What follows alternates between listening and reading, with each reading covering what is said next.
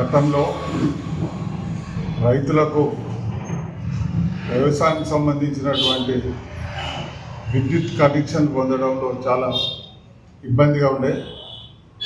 ఎప్పుడైతే Andhra Pradesh electricity board ఉన్నదో అప్పుడు ఒక శాసనసభ్యునికి 1 లేదా 2 గ్రామాలు మాత్రమే ఎలక్ట్రిఫికేషన్ కోసం మంజూరు ఉండే.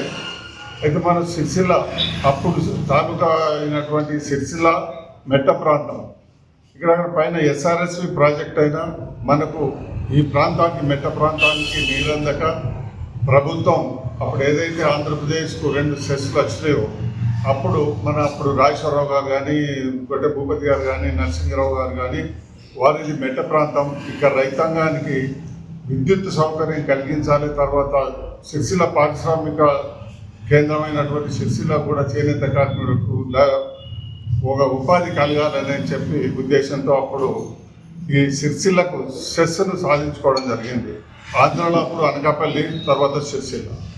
ఏంటంటే అప్పుడు 100% ఎలక్ట్రిఫికేషన్ కావాలి సిరిసిల్ల, ఇది మెట్ట ప్రాంతం, ఈ రకంగా చేసి రైతులకు పారిశ్రామికులకు ఒక జీవనోపాధి కలిగించాలనే ఉద్దేశంతో 1970లో స్థాపించి అప్పుడు దాదాపు ఒక బోర్డు నుంచి ఒక ఏడీ వరకు, తర్వాత కింది స్థాయి ఉద్యోగస్తులందరినీ సెస్ రిక్రూట్ చేసుకున్నారు.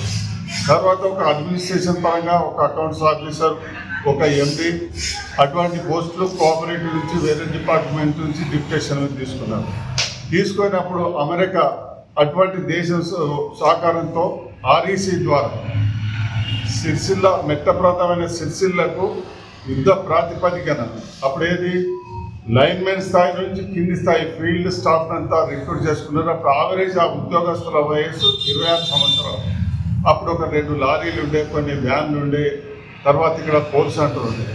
ఇట్లాంటి పోల్ మ్యానుఫ్యాక్చరింగ్ చేయడం, తర్వాత కండక్టర్ వైర్ కొనడం, దాని తర్వాత ఈ స్టాఫ్ ఫీల్డ్ స్టాఫ్ కృషితోని 100% ఎలక్ట్రిఫికేషన్ జరిగింది.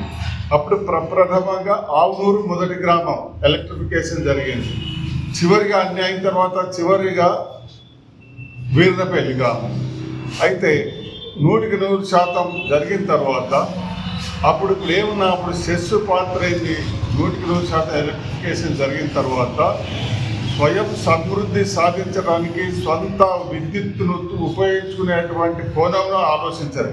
అంటే థర్మల్ స్టేషన్ కానీ, హైడ్రల్ స్టేషన్ కానీ, లేకపోతే విండ్ పవర్ కానీ, తర్వాత సోలార్ కానీ, ఇతరత్ర ఇలాంటి ప్రయత్నం చేయలేదు. ఏమున్నా ట్రాన్స్కో నుండి పర్చేజ్ చేసి ఇక్కడ రిటైలర్ అంటే రిటైల్ వ్యాపారం, హోల్సేల్గా కొంటూ చిల్లర వ్యాపారం చేసుకుంటూ సెస్ మనుగడ సాగించింది. అయితే దీనికి ఏదైతే కొన్నిసార్లు పాలక మండలిని నామినేట్ చేసినా ఇది చట్ట విరుద్ధమని న్యాయస్థానం ఎన్నోసార్లు కొట్టేసింది. తర్వాత ఎలక్షన్స్ జరిగింది. అయితే ఏంటంటే ఇక్కడ మధ్య వీళ్ళు పాలక మండలి వల్ల ఎవరికైనా కానీ లక్షల కోట్లు ఖర్చు పెట్టి చైర్మన్గా, డైరెక్టర్లుగా ఎన్నికైన తర్వాత వాళ్ళకు స్వార్థం ఉంటుంది. ఇదేంటంటే ఒక ప్రోటోకాల్గా వాళ్ళు ఎక్కడికైనా కానీ టీఏలు, డిఏలు ఖర్చులు, తర్వాత పర్చేసింగ్లో కూడా ట్రాన్స్ఫర్స్ కానీ, ఇతరత్ర మెటీరియల్ కానీ అది కొనడంలో పర్సెంటేజ్, ప్రతి దానిలో కూడా పర్సెంటేజ్ తీసుకోవడం.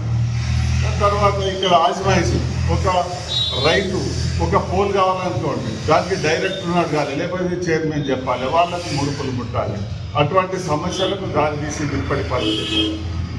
అయితే మనం ఇక్కడనే ఈ సెస్తో పాటు ఇప్పుడు ఏదైతే ఎన్పిటిసిఎల్ ఏరియా పరిధి ఉన్నదో తెలంగాణలో ఒక సెస్ సిరిసిల్ల జిల్లా తప్ప మిగతాదంతా ఎన్పిటిసిఎల్ సప్లై చేస్తుంది విద్యుత్.